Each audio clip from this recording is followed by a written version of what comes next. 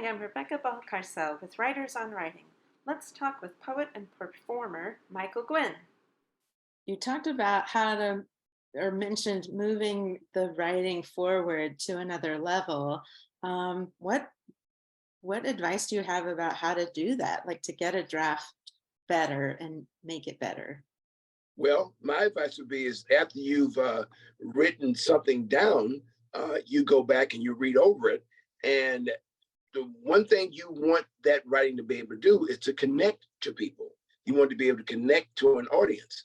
So in order for sometimes writers who want their work to connect to an audience have to consider themselves as the audience. What would I enjoy reading? Well, I like writing that's full of imagery and writing that offers different layers of the writing, different tones, different voices. So you have to understand that you can create those tones and those textures and that writing and by adding a few things. You have a lot of, if you're writing poetry, you have alliteration as a tool, you have metaphors and similes, you have onomatopoeia, you have assonance, you have different things. So once you have a working knowledge of different tools you can use to add some oomph to your writing, then that's how you can move it forward in that regard. You also have repetition. You can always repeat things, at the beginning, at the middle, and at the end. It kind of ties it all together. So for me, I've used that in storytelling. I've used that in poetry. I've used that, in just writing, narratives. So it's not hard to do. It's just that you have to pay close attention to it because and make yourself the audience. You have to put yourself in the mind frame of I am the audience and what would I want to hear. And then maybe perhaps go back and read something that you liked and that stuck out to you. And then you'll have that kind of muscle memory in there. And then right after that. Now, some people say that in moving my writing forward, I don't want to sound like someone else. Well, you won't. It's not about sounding like someone else. It's about it's about their writing style and what they did, but you can create your own writing style, your own variation of how you get your point across, how you tell your story. So, just like, for example, instead of saying, today I woke and went for a walk, you can easily say, on this summer day, I woke and went for a long walk. Just add long in summer. That changed it right there. So little small examples like that you can add little bits and pieces here as you go through your rough draft.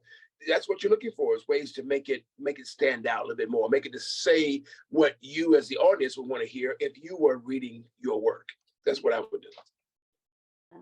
Yeah, that makes sense. Like make it more vivid, add details. Right. Yeah, that's exactly. Yeah. Now, do you find when you're revising that you're always making it longer, or are sometimes you making it shorter? It depends. It depends. That flow of thought in the storytelling or wherever you're writing. Sometimes it works. Sometimes less is more. That. Sometimes the beauty in crafting a story or a poem or whatever you're writing is to be as imaginative, as spectacular, by challenge yourselves to use these descriptive words. And sometimes when you use these descriptive words, these details, it does shorten it. You don't have to use as many words to describe the same feeling or same thought. You can use those scripted words, and sometimes it ends up being shorter. So, but I would say whatever the story needs to come to full fruition, that's what you have to do. Yeah. So let the story guide you to what it needs. Now the only time that becomes any kind of issue is when you're writing for, say for an entry to enter a contest. Okay. They do have line lengths, they do have,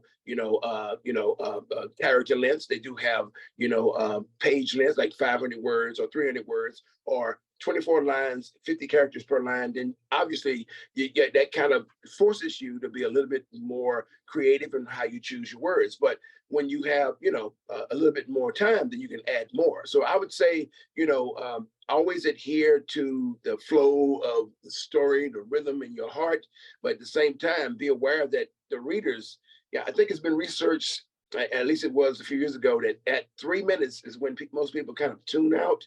So just be considerate of that as you write, stories or chapters or poems or whatever. There's just a lot of different ways you can approach it, but always keep your audience in mind. That's what I would say.